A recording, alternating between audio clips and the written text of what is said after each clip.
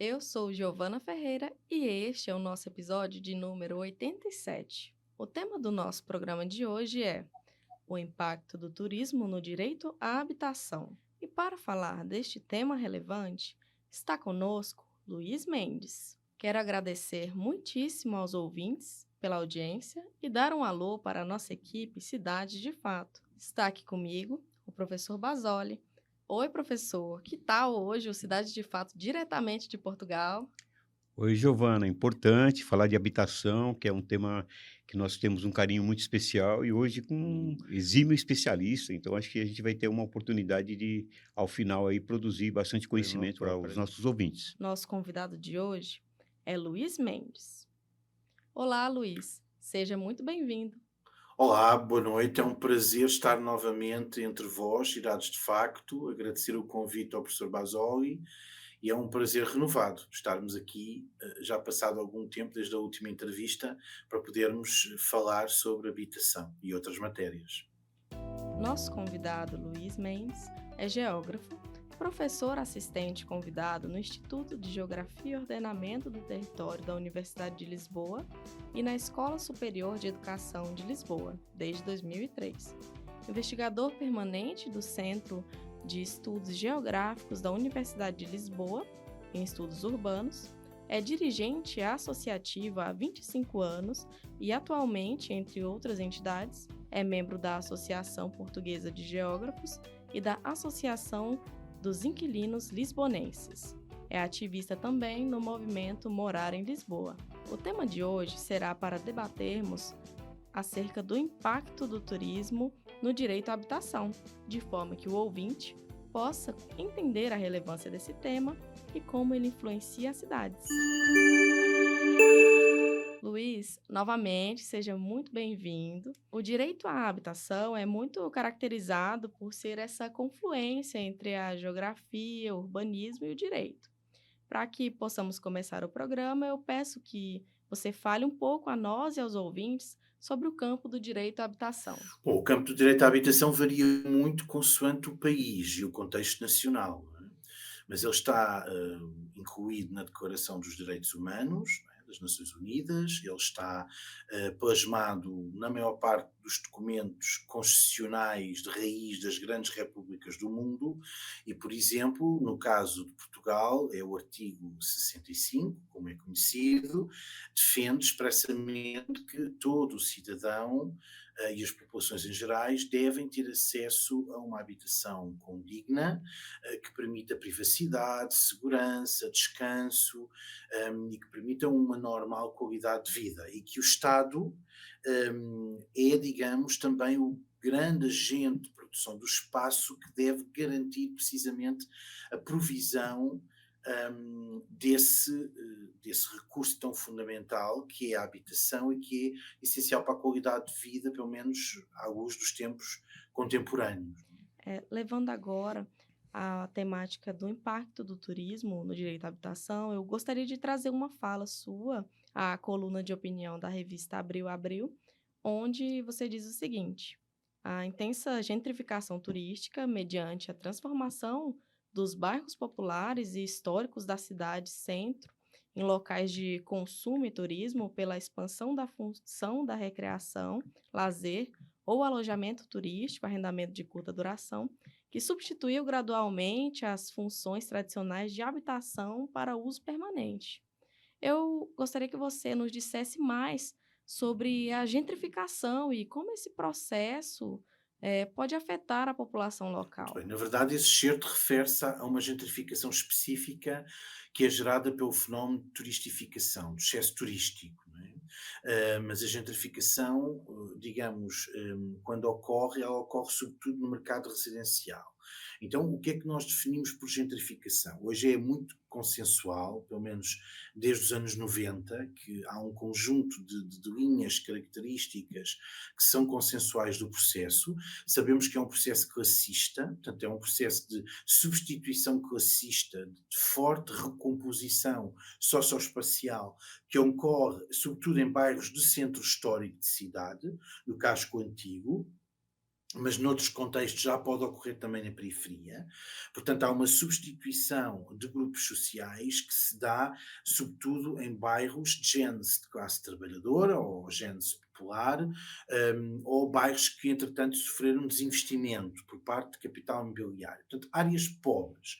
Estas áreas começam a perder a sua população mais pobre, de baixo estatuto socioeconómico, e começam a ganhar população de maior estatuto socioeconómico, portanto, uma certa burguesia urbana. Ora, parece uma contradição, certo?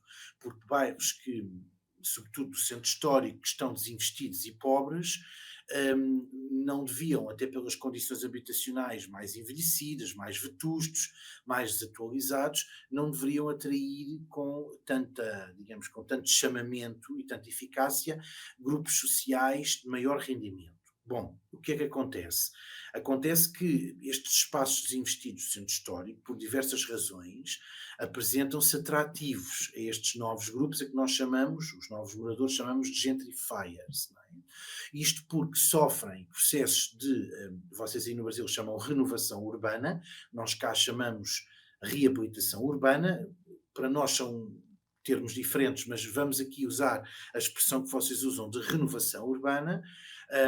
Portanto, há um processo de renovação urbana que pode ser quer privado, quer público, que injeta capital num ambiente construído, requalifica não só o edificado, os edifícios, mas também o espaço público e, naturalmente, os valores, quer do imobiliário, quer do fundiário, vão começar a subir, vão começar a galopar.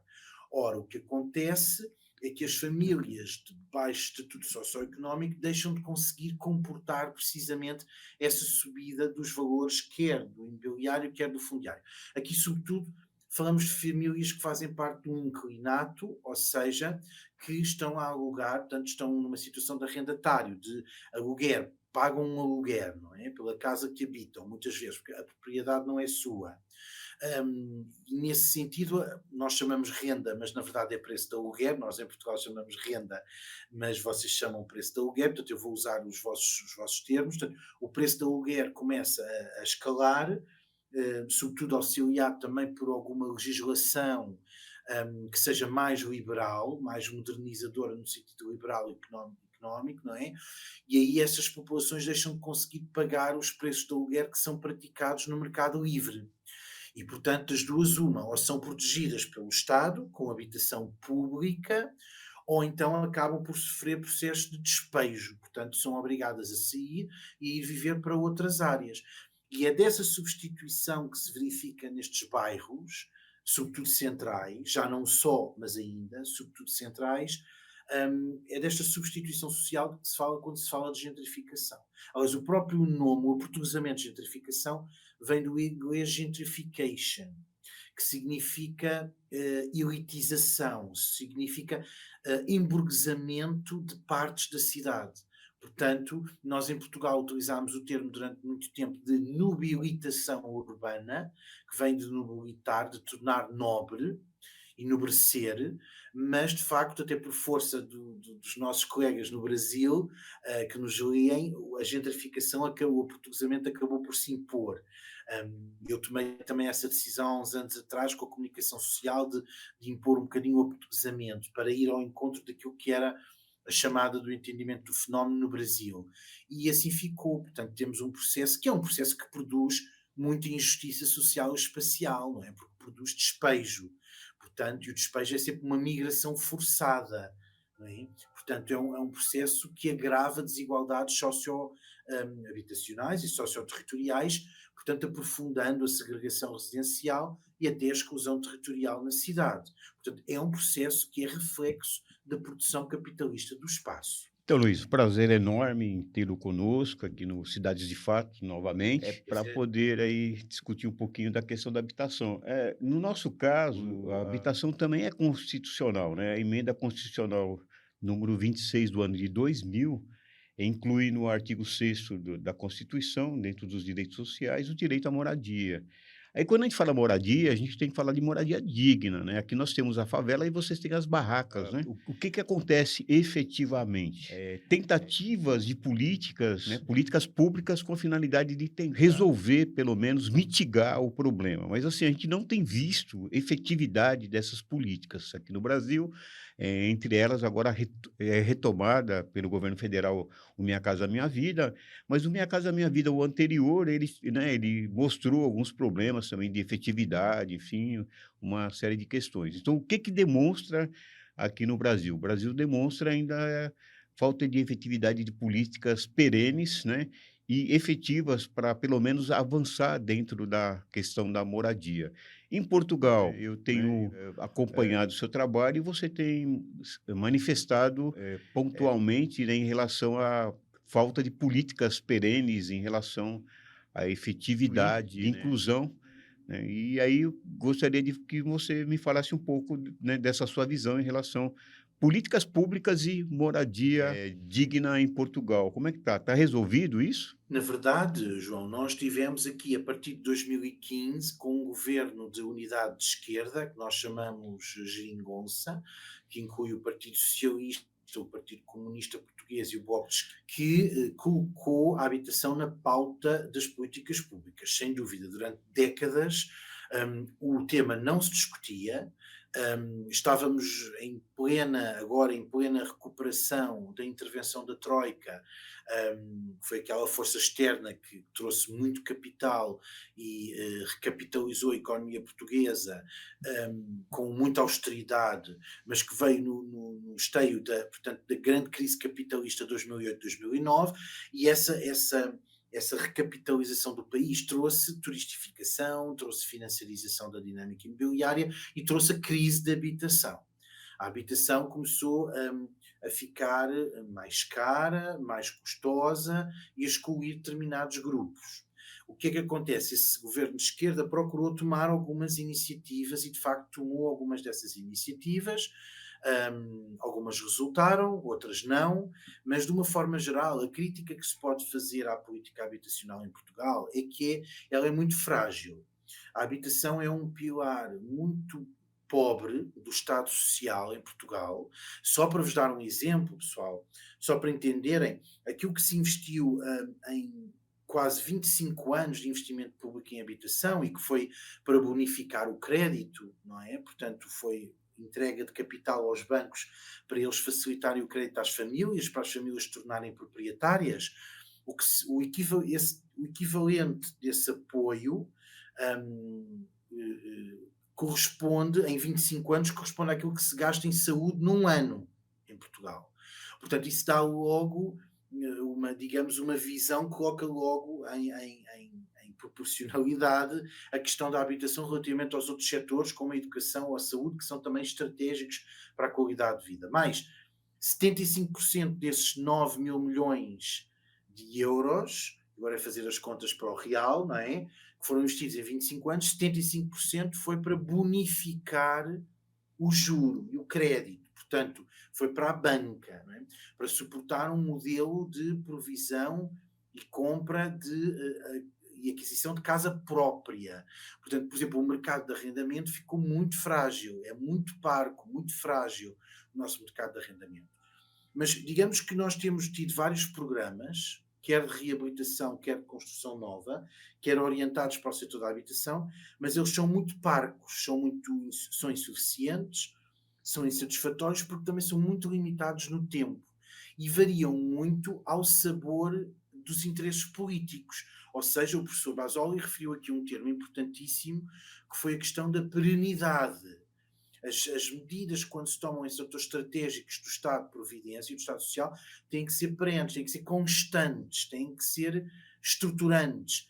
E o que vemos é que, pelo menos, e é o que eu conheço do caso da política pública habitacional em Portugal, o que nós temos são pequenos programas que não dão resposta de forma integral àquilo que é o direito à habitação, porque também sabemos que hoje o direito à habitação, e vocês estão a constatar isso com o programa Minha Casa Minha Vida, E nós constatámos isso nos anos 90, no início dos anos 90, com um grande programa que houve, que é o Programa Especial de Realojamento, que foi procurar, tinha uma missão muito nobre, que era limpar as periferias das barracas e sobretudo as áreas próximas da cidade também de barracas e dar casas às pessoas. Havia dezenas de milhares, se não centenas de milhares de famílias a viver em barracas, não é? Autênticas barracas. E, portanto, era uma missão do Estado Social erradicar essas barracas e dar realojamento com condições de vida às pessoas. Mas quando estamos a falar de direito à habitação, o problema é que os programas do passado, eles centravam-se sobretudo nas quatro paredes, no teto e no chão, né? Naquilo que é a casa, a moradia. E isso hoje nós sabemos que não é suficiente. Aliás, começámos a conversa falando da confluência de áreas disciplinares não é, que vertem para a questão do direito à habitação. O urbanismo, a sociologia, a geografia, a arquitetura, são áreas fundamentais. Porquê? Porque elas nos dão a visão completa, total, do direito à habitação, como também o direito ao morar. Nós hoje sabemos, e isso está promulgado, por exemplo, na nossa lei de bases da habitação, que foi uma conquista muito importante de 2019, do tal governo de esquerda, que uniu toda a esquerda, e foi uma conquista porquê? Porque não só consagra várias dimensões importantes do direito à habitação, como reconhece que o direito a habitar é também o direito a um habitat, e o direito ao lugar. Ou seja, o que é o direito ao habitat? É não só o direito a uma habitação condigna, mas também, por exemplo, a mobilidade, a serviços de transporte, ao acesso a serviços básicos de saúde, educação, justiça, serviços de comércio para a satisfação das necessidades básicas da população, isto num entorno que não deve ultrapassar os 15 minutos, sensivelmente, ou um bocadinho mais, vamos lá, mas que deve estar nas proximidades do indivíduo, é o acesso a um espaço verde de qualidade, prazeroso, que permita lazer, recreio e qualidade de vida, é o acesso também a uma política cultural e de espaço público, de festa, como diria o Lefebvre, não é? De festa, de vida, que valorize o valor de uso e não o valor de troca, que permita uma plenitude do direito à cidadania. Portanto, o direito ao habitat é também direito à habitação e isso é fundamental. Para isso nós temos que ter políticas fortes, não políticas muito exíguas e que depois digamos, não agarram nem resolvem o problema estrutural da habitação pela raiz. É isso que é ser radical, certo, pessoal? É ir à raiz, é isso que significa ser radical. Então, quando defendemos uma geografia radical, nós defendemos uma geografia que olhe para os problemas com uma visão estruturalista, não é? E uma visão que atue na raiz dos problemas que se prendem naturalmente com o modo de produção que vigora hoje e que é hegemónico e que é um modo de produção capitalista. Então é preciso olhar para o problema com uma visão totalizante, de uma forma dialética, materialista, mas também totalizante e global. E isso as políticas por vezes falham. Hoje tem havido muita assessoria técnica e científica que dá bastante apoio não só às populações e às comunidades, como também dá muito apoio à comunidade política. E os políticos não se sentem, digamos, assumem com alguma humildade a sua posição e recrutam junto da comunidade científica cientistas com legitimidade, com alguma validade de conhecimento que permitam dar um contributo para, digamos, para o estabelecimento de uma política pública de qualidade, não é? Mas, de facto, é um esforço que exige aqui múltiplos players, múltiplos agentes de produção do espaço e nem sempre o Estado esse que também é capitalista, vivemos numa democracia burguesa, não é representativa, mas burguesa, nem sempre o Estado, digamos que tem a vontade política para enfrentar os interesses da especulação e, de facto, fazer Luiz, cumprir o direito à habitação. e nesse sentido, na sua opinião, como o Estado pode fazer, para que essas políticas de saneamento aconteçam e sejam perenes?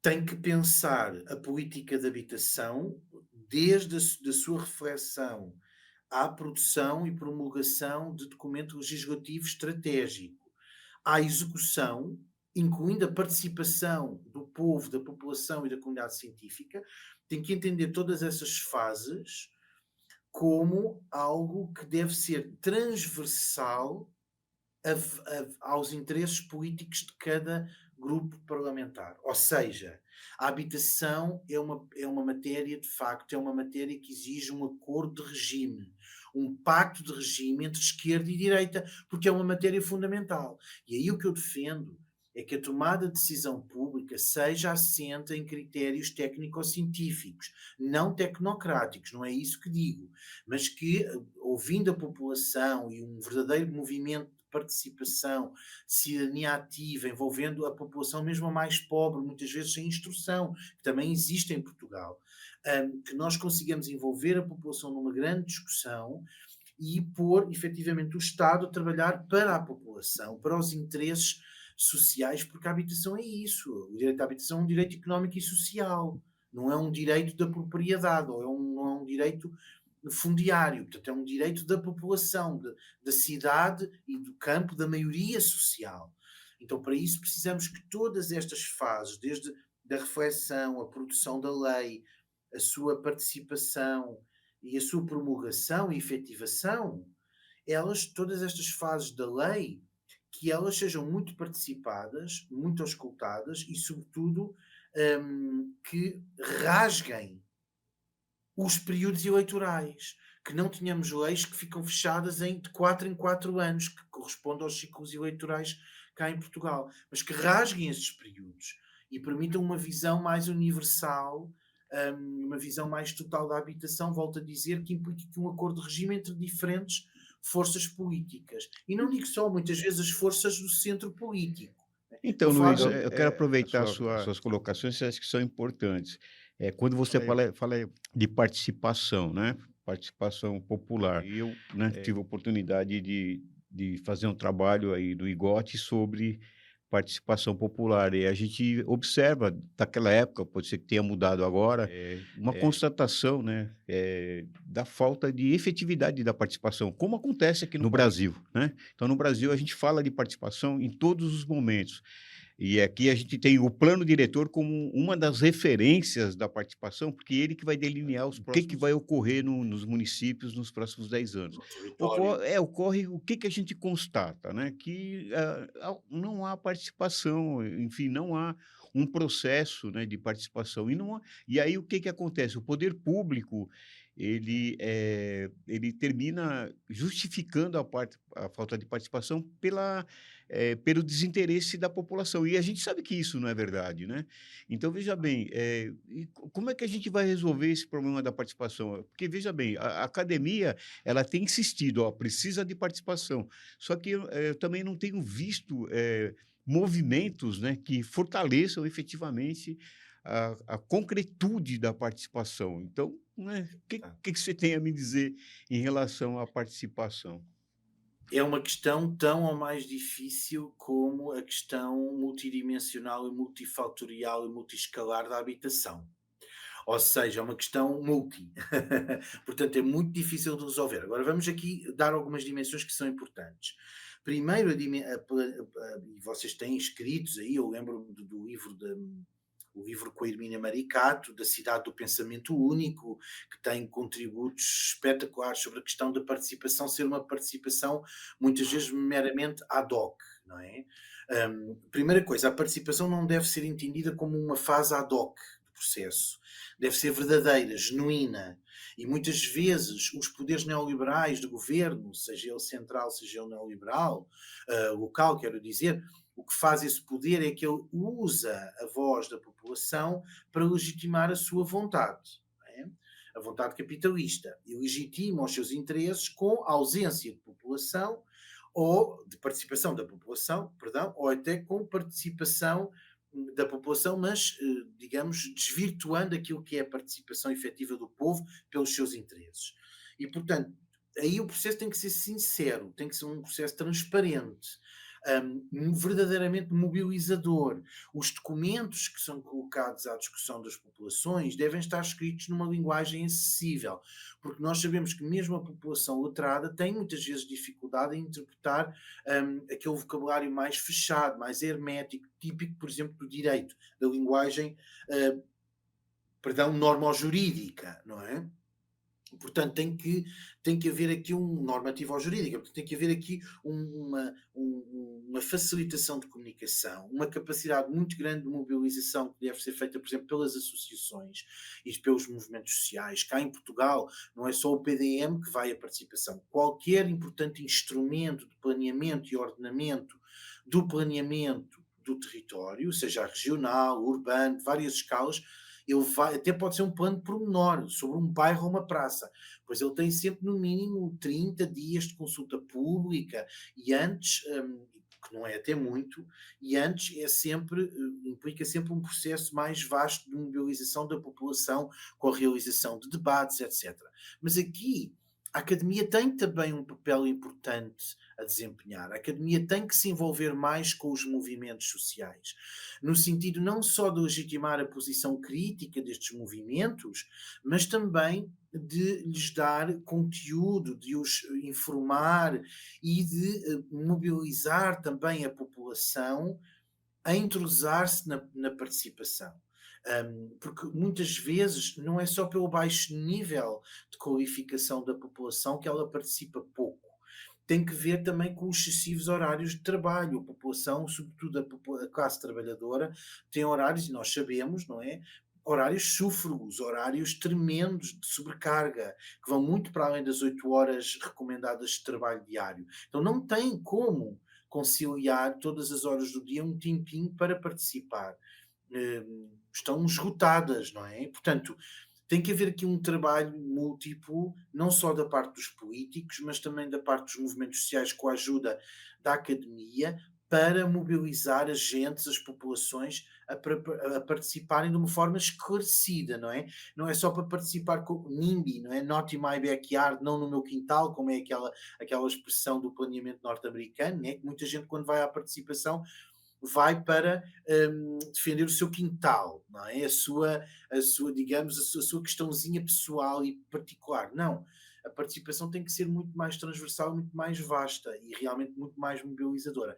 E aí a academia e a sua externalização na sociedade civil tem um impacto, deve ter um impacto muito grande. Portanto, a cidadania, precisamos de cientistas robustos, mas cientistas também, e aí de louvar o trabalho que o professor Basoli faz, não é? Há muitos anos, também de externalização de sociedade civil, como é o exemplo aqui, hoje estamos aqui a falar, a discutir habitação num programa para a população, as cidades de facto, que se leve essa mobilização mais longe e com a capacidade de mobilizar de forma mais eficaz e efetiva.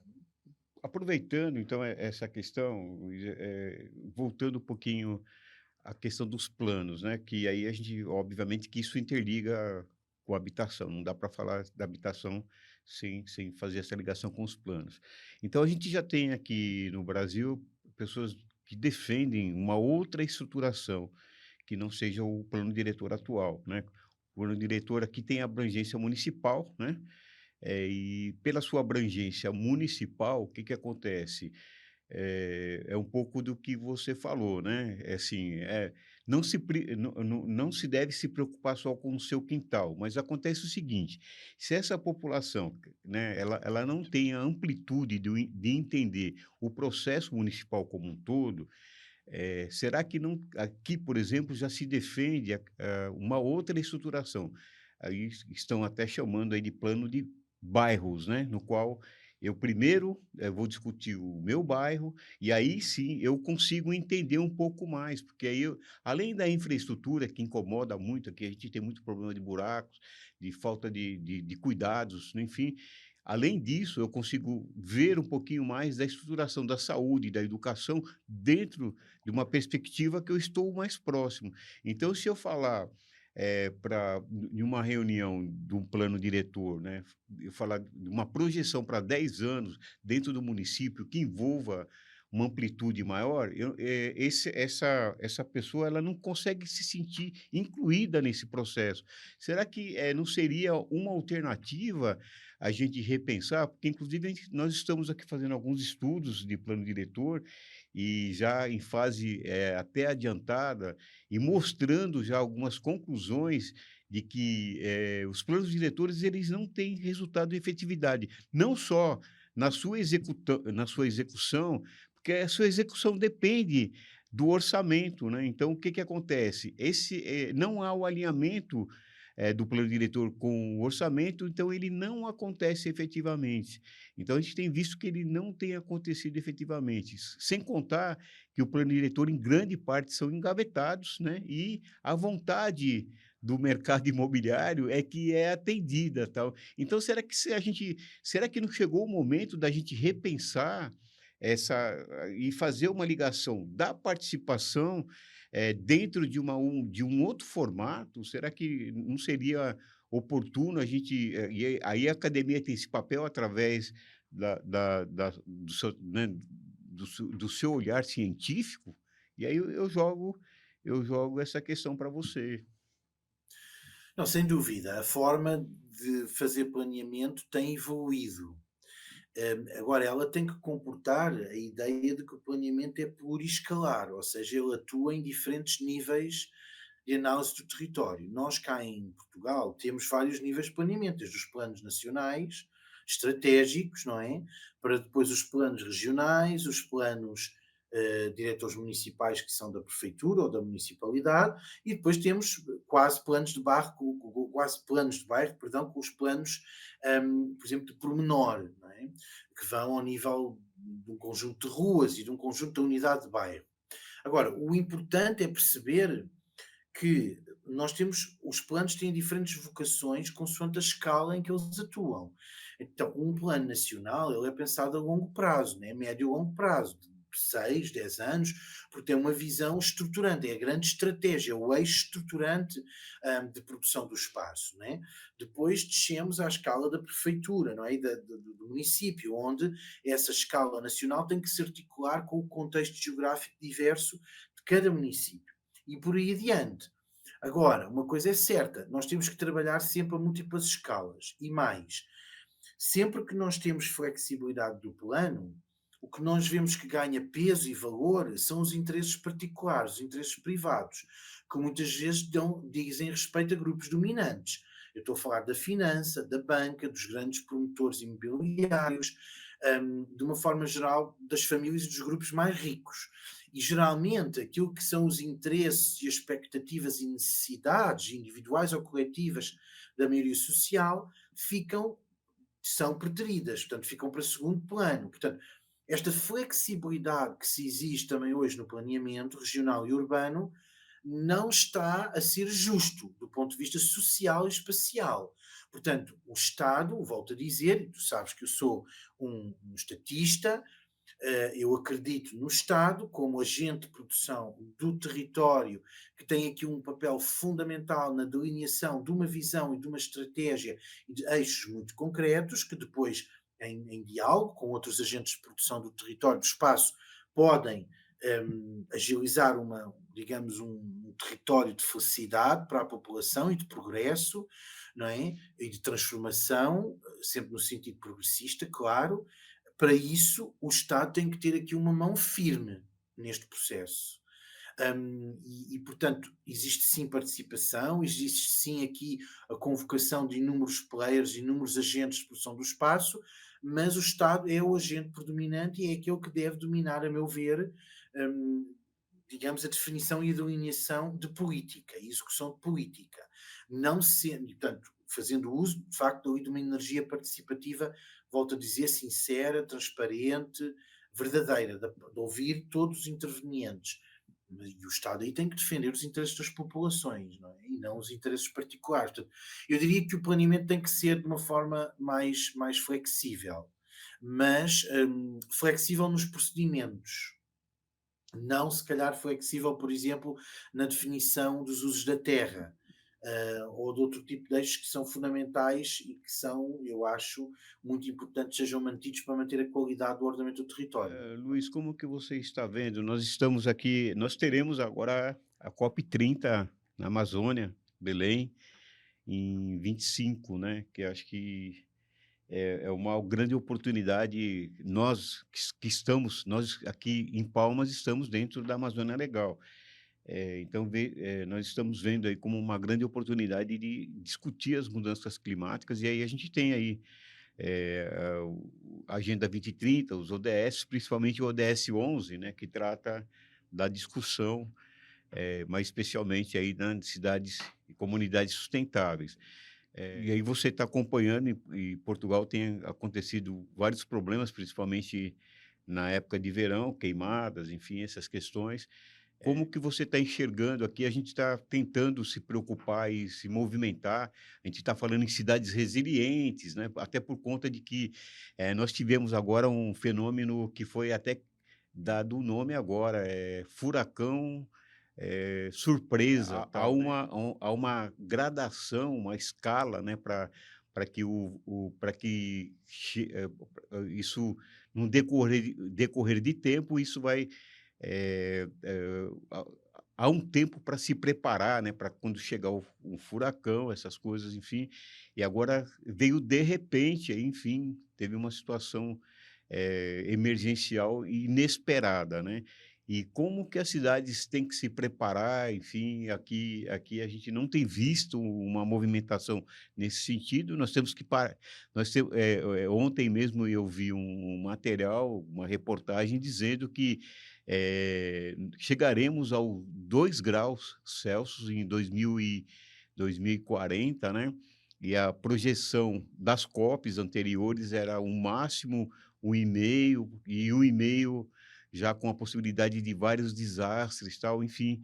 Como é que você enxerga essa relação, eh, né, das cidades dentro desse contexto de mudanças climáticas? Bom, quando o contexto eu acho que tudo isso reporta à noção de proteção civil, mas também de sustentabilidade. E quando nós olhamos para a afirmação do conceito, por exemplo, desenvolvimento sustentável, que hoje é um conceito com 50 anos, mas que surge nos anos 80, não é? Anos 70, quando ele surge, ele quebrou um bocadinho a forma de nós pensarmos os diferentes campos de atividade humana, a economia, a sociedade, não é? O ambiente. Nós vimos sempre o ambiente como algo externo. E o desenvolvimento sustentável trouxe esta necessidade de integração das diferentes áreas. Nós hoje, por exemplo, até a propósito do turismo, já é possível falar da questão da sustentabilidade social, da sustentabilidade económica, da sustentabilidade ambiental, quando falamos do impacto do turismo nas comunidades e no território. E eu acho que isso é um desafio, que é tentarmos ver, vem no seguimento do que eu estava a dizer há pouco também, é a cidade torna-se mais resiliente quando ela, digamos, baseia a sua política, a multiplicidade temática de políticas, que é multi, portanto, não só em nível de escalas, mas a nível de dimensões, mas quando ela garante que essa multiplicidade ela está articulada. É totalizante, era aquilo que eu dizia. Nós não conseguimos entender a política de habitação sem perceber a política social e a política económica. A mesma coisa com o ambiente. Portanto, nós temos que pensar estas diferentes dimensões, e o conceito de desenvolvimento sustentável obriga-nos a pensar as diferentes dimensões, o económico, o social, o ambiental e o cultural, agora recentemente também introduzido, não é? Obriga-nos a pensar estas dimensões de uma forma integrada e sempre a múltiplas causas. E eu acho que essa é a vantagem do geógrafo. É o geógrafo dominar, muitas vezes, perceber que o território é retalhado por diferentes interesses e que a forma de garantir que todos esses interesses são respeitados e, digamos, cumpridos é mediar os diferentes atores e os diferentes agentes de produção do espaço, com as suas diferentes agendas, não é? Naturalmente que o turismo de cruzeiro tem muito impacto nas águas, na atmosfera, na paisagem inclusive a paisagem sonora, mas também tem benefícios económicos muito importantes.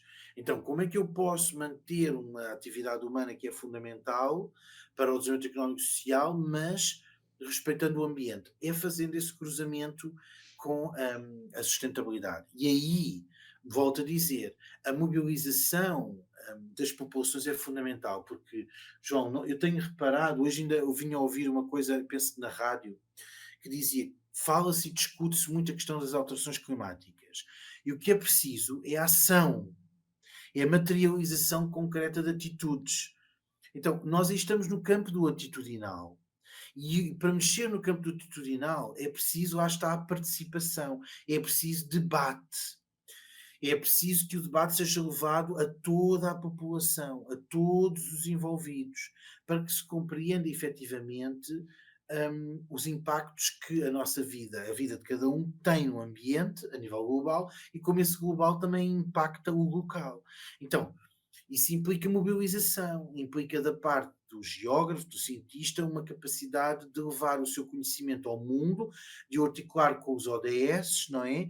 E de trazer esse e de mobilizar as pessoas para aprenderem mais e melhor e para estarem mais informadas, porque em princípio tomarão diferentes níveis de atitude relativamente às alterações climáticas e aos seus comportamentos.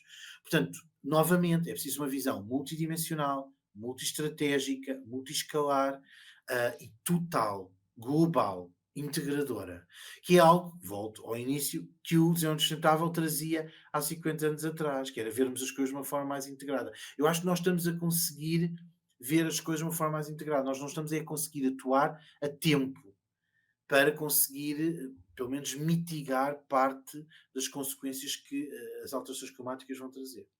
Estamos chegando ao final do nosso programa. Gostaríamos de nos despedir, mas eu não posso deixar de pedir para o convidado de hoje que nos deixe uma indicação cultural e também nos diga, para você, Luiz Mendes, o que são as cidades de fato. Muito bem, então relativamente à questão cultural, eu diria, eu gostava que vocês ouvissem uma autora portuguesa, uma cantora que se chama A Garota Não. Não sei se conhecem, chama-se A Garota Não, é assim o nome da cantora. E ela tem uma, digamos, uma produção musical muito crítica, muito emancipatória, bem interessante, e que toca em vários aspectos que nós falámos, questões laborais, questões do turismo, questões da habitação, os despejos, e é uma crítica forte e muito bem construída relativamente à produção capitalista da vida, né? Nós temos que nos libertar do valor de troca e olhar mais para o valor de uso, e olharmos mais para a sociedade, para a comunidade, e libertar-nos da ideia de mercado, não é? E de economia pura, porque a economia tem uma função social, e todo digamos, o repertório desta cantora vai nesse sentido, de valorizar a vida social. Olhem, a festa, como diria o Lefebvre em Direito à Cidade. Não é? A outra questão que são as cidades de facto. Bom, as cidades de facto são palco da materialização de forças poderosíssimas. Por um lado, as forças do capital, da economia, dos interesses mais particulares e privatistas, que são muitas vezes excludentes, predatórios, extrativistas e que são a capa do que é o capitalismo hoje, e temos depois um outro facto, uma outra força que hoje também é muito forte, já há muitas décadas, que é a força do povo, da população, da revolução, mesmo que não seja uma revolução no imediato, mas que seja uma reforma paulitana em termos urbanos, porque não se esqueçam que muito da revolução social passa pelo palco do que é a cidade. A revolução tem raiz num urbanismo resiliente, social, emancipatório, portanto, é cidade. Eu diria que as cidades de facto são isso, são esse palco de gladiação entre as forças do capital e as forças de uma sociedade que se quer pós-capitalista, e é da gladiação e da luta dialética entre essas forças que se produzem as cidades de facto, porque elas de facto elas materializam algo, não é? Na prática, no território. E eu penso que isso é eterno, é um conceito marxista importante que nós devemos adotar sempre nas nossas leituras. Para mim, são as cidades de facto, feitas também de cotidiano, mas as forças dominantes são estas e nós devemos posicionar-nos onde queremos estar. Professor, o que você achou do programa de hoje? Porque eu saí simplesmente provocada. Muito bom, muito bom. Bom, eu queria aproveitar, através do Luiz Mendes, a mandar aí um abraço aí para todos os professores do Instituto de Geografia e Ordenamento de Território da Universidade de Lisboa, no qual eu tive a oportunidade de estar por um período, né, trabalhando junto. Então, acho que, obviamente, acrescentou muito na minha vida acadêmica, e aí que é uma Um abraço a todos e pela contribuição mútua, né? Porque a academia é sempre uma contribuição mútua. Então, essa contribuição mútua nos permitiu aí crescer muito. Então, Luiz, fica aí meu abraço aí a toda a comunidade do IGOT, né? E estamos aqui no Brasil à disposição. Pode falar. E estamos sempre cá também prontos para te acolher novamente. Foi muito bom ter-te. E é sempre muito bom rever-te. Abraço, Luiz. Até a próxima aí. Obrigado foi uma honra estar aqui convosco. Sucesso e tudo de bom. Para todos. O Cidades de Fato de hoje contou com Júlia Conca, Érica Nascimento, Giovana Ferreira, Natália Patrício, Aline Silva e Karine Correia no desenvolvimento de conteúdo, Rodrigo Basoli no apoio técnico e edição e professor Basoli na produção e coordenação geral. Agradecemos imensamente nossos convidados e a equipe, mas especialmente você, nosso ouvinte. Na semana que vem voltaremos com novos temas e novas entrevistas. Até lá!